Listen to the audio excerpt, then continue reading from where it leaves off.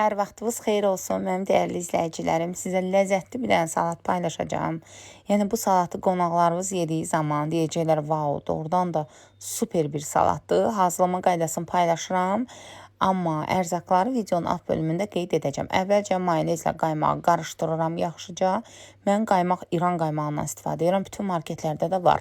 Və daha sonra servis edəcəyim qabın üzərinə kaha yerləşdirirəm. Mayonezli qaymaqlı qarışımdan əlavə edirəm.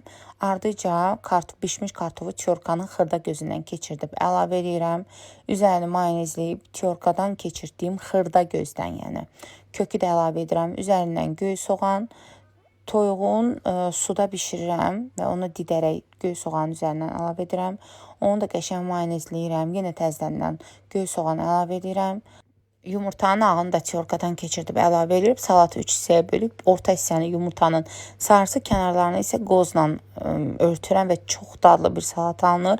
Tyorkanın incə gözündən keçirdiyim üçün doğrudan da möhtəşəm bir salat alınır. Yəni bunu mütləq sınayın. Mən bunu dəfələrlə sınamışam və nəticə də super olubdu. Hazırlayın, nuşucanlıqla siz də yeyin.